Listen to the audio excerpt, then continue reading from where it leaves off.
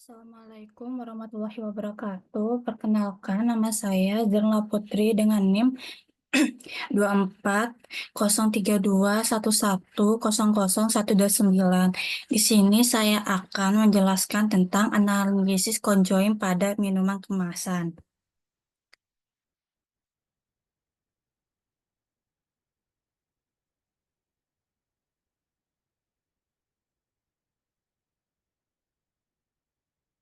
Latar belakang di mana analisis conjoint ini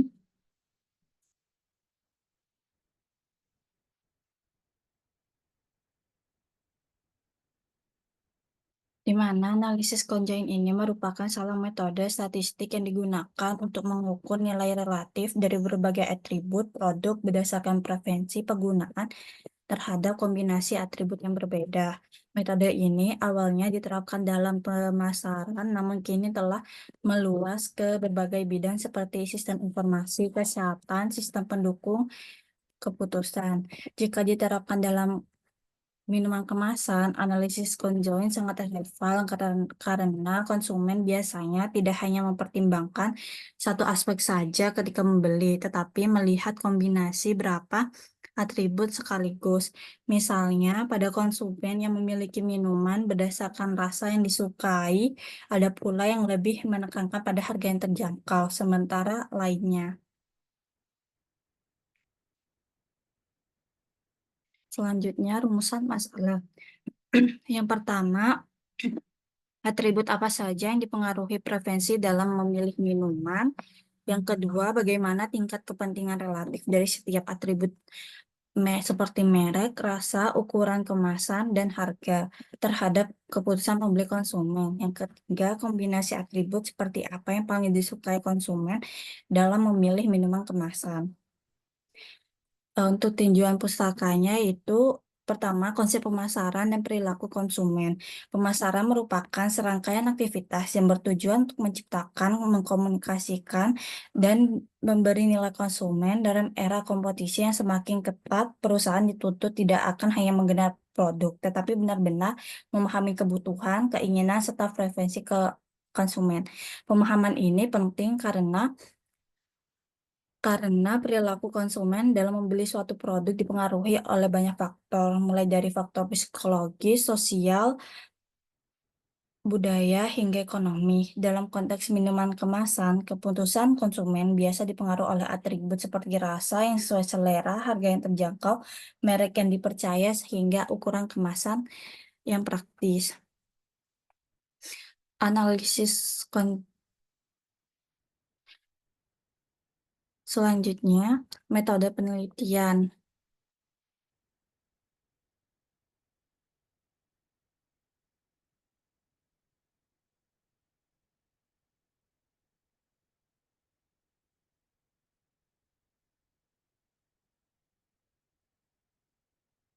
Yang pertama-tama, kita pergi ke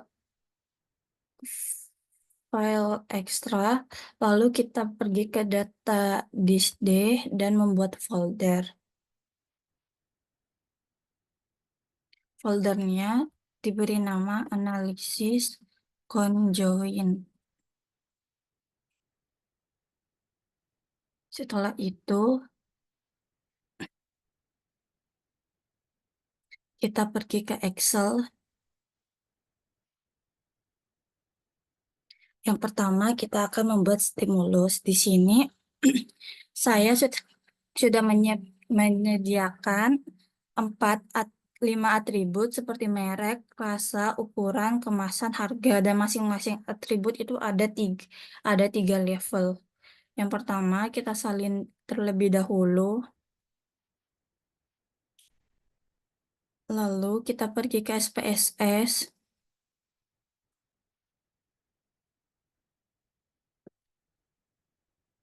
Setelah itu, kita pergi ke kita pergi ke data dan pilih orthogonal design dan pilih generate. Biar yang pertama ada merek, Terus yang di vektor name dinamain merek dan di vektor label namain merek juga. Lalu dipencet add. Biar lebih gampang kita share.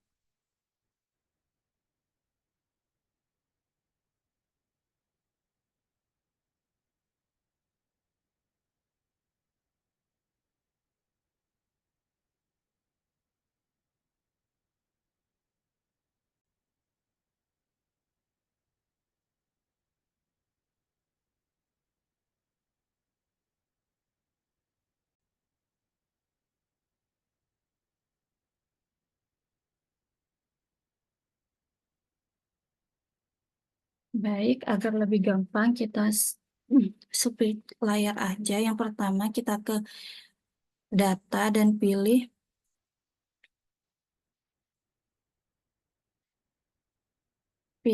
orthogonal design dan pilih yang generate.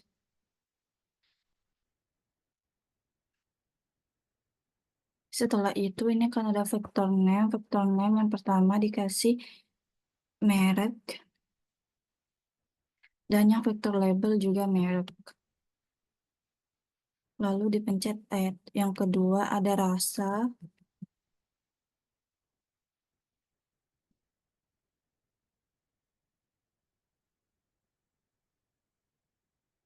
Yang ketiga ukuran. Lalu ada harga.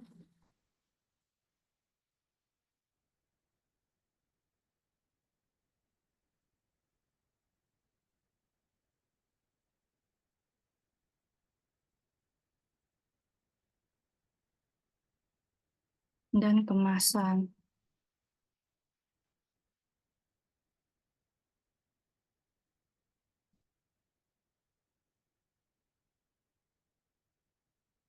Setelah itu kita pencet yang pertama merek dan pencet view value.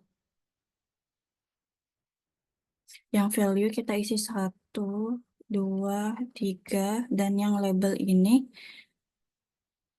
nama minumannya, merek minuman.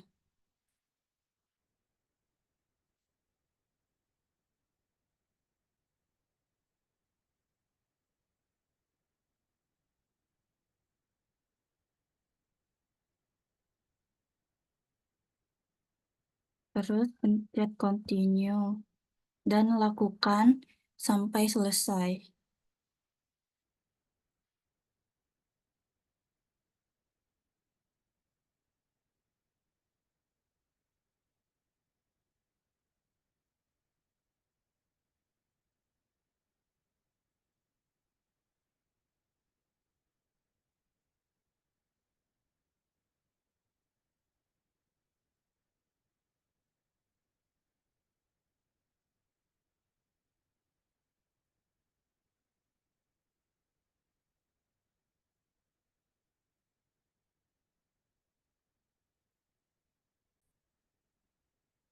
Setelah selesai semua, kita pencet create new data file,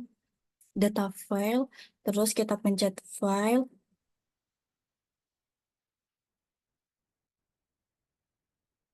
terus kita simpan ke data D yang tadi sudah dibuat.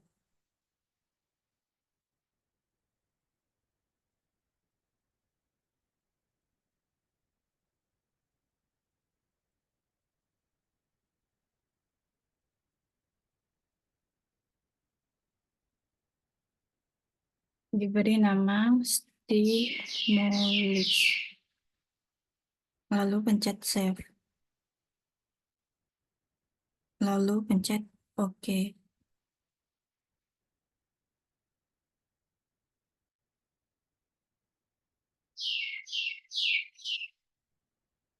Dan di sini keluar ini.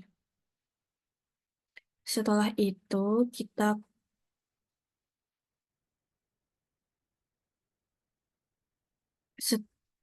setelah itu kita ke file ekstra untuk melihat apa saja stimulusnya.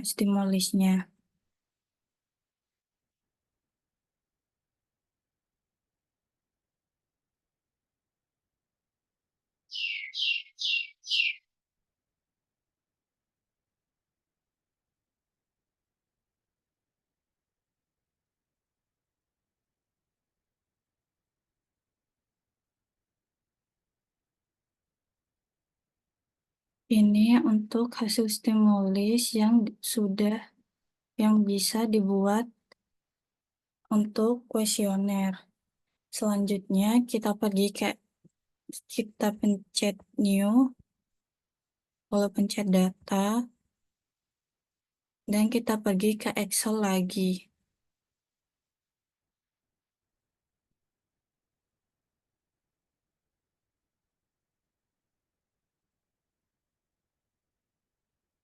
Di sini sudah ada hasil dari pengisi kuesioner, kita salin semuanya.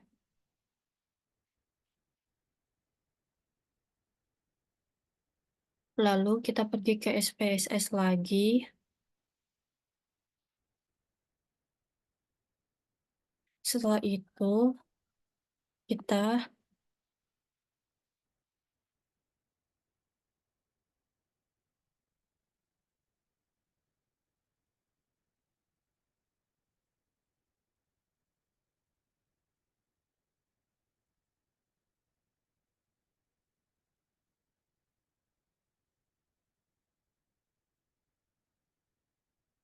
kita paste with variable names.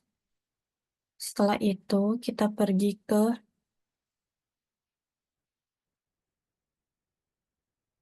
variable view, dan di sini kan ada measure. Yang pertama measure ini harus diisi nominal dan ke bawahnya scale sampai bawah.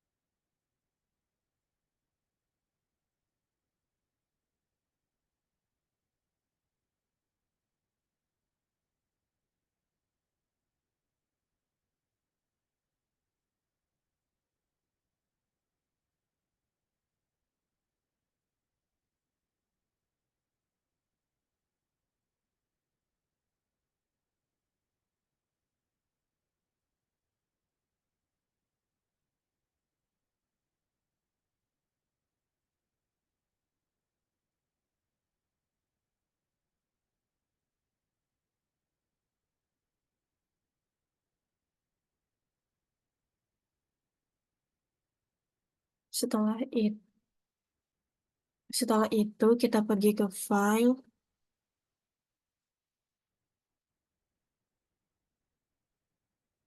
Setelah itu kita pergi ke file, lalu save.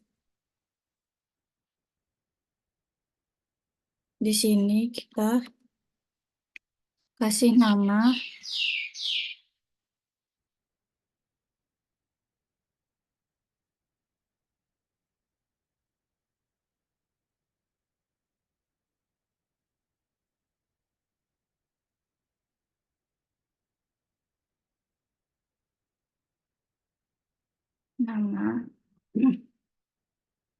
data underscore penelitian underscore conjoin,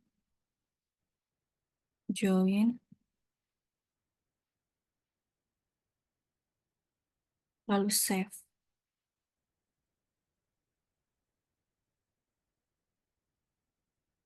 Setelah itu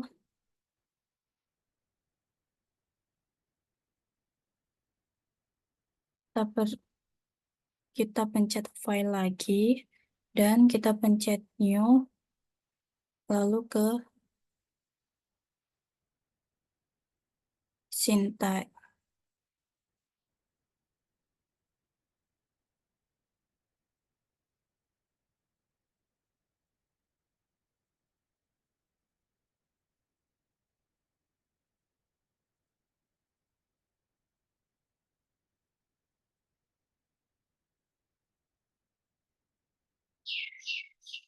lalu ke sintek, selanjutnya kita ke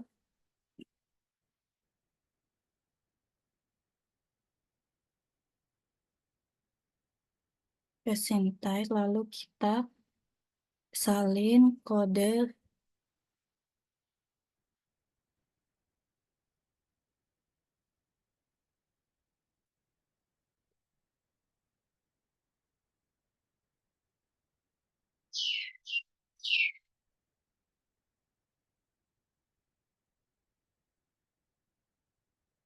Selanjutnya kita salin kode sintek ini. Dan kita ke sintek yang ada di SPSS tadi yang dibuka dalam file. Setelah itu kita salin, kita paste. Habis setelah itu kita pergi ke run dan pencet Alt.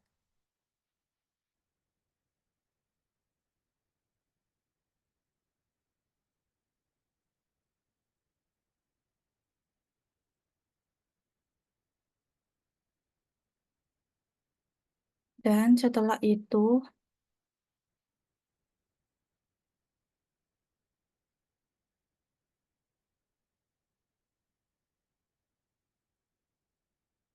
hasilnya akan keluar seperti ini.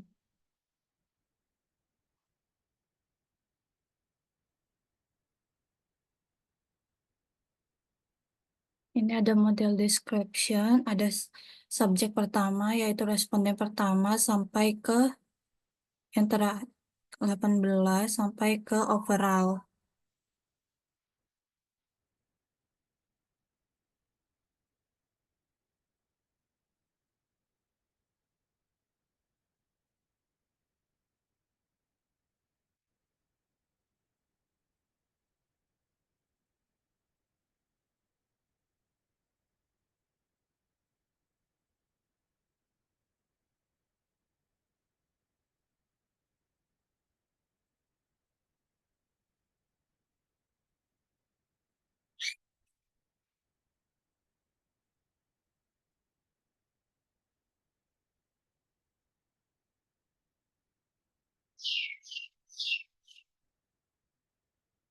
Dan selanjutnya ada hasil dan pembahasan.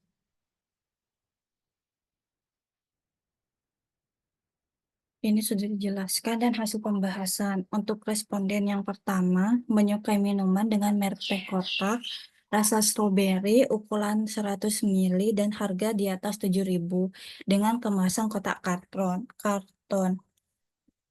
Atribut yang dianggap paling penting adalah ukuran dengan nilai 31,579, sedangkan atribut yang tidak paling penting adalah rasa dengan ukuran 15,789. Berdasarkan nilai korelasi yang baik, metode percentile standard tahu terlihat di sink yang besar yaitu 0,000 atau 0,0, dan hasil dikarenakan nilai sink kurang dari 0,5, artinya ketepatan penilaian aktual dan penilaian berdasarkan hasil estimasi telah signifikan. Jadi karena sinknya di bawah 0,5, jadi nih data ini termasuk yang signifikan. Selanjutnya untuk responden kedua menyukai minuman dengan merek UC 1000 dengan rasa anggur, ukurannya 100 ml dengan harga di atas 7.000 dengan kemasan botol plastik. Atribut yang dianggap paling penting adalah merek dengan nilai 31,818, sedangkan atribut yang dianggap kurang penting adalah kemasan. Berdasarkan nilai korelasi yang baik dengan metode Pearson, Els, dan Kendall, terlihat bahwa nilai sink sebesar 0,00 dan 0,00. Dikarenakan nilai sink berada di bawah 0,5, jadi penilaian ini termasuk yang signifikan. Selanjutnya ada overall, di mana atribut yang paling penting adalah merek dengan nilai kepentingan 31,8, dengan merek dengan nilai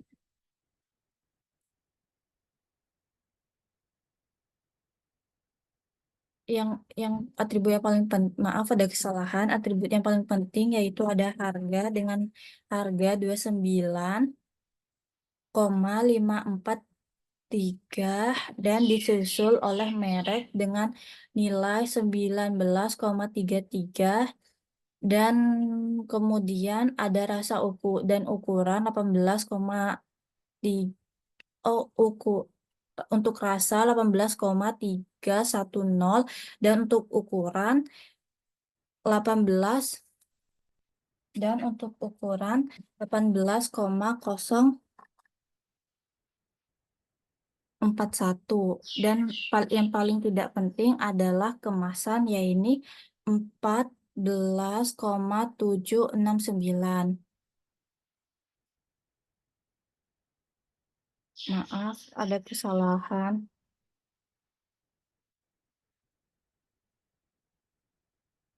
Selanjutnya, berdasarkan masing-masing di nilai value-nya, candle person L-nya dengan value 939 dan sing 0,00, sedangkan candles 860 dan 0,00, di mana seperti yang tadi, nilai yang di bawah 0,5 disimpulkan bahwa nilainya signifikan atau hasilnya signifikan.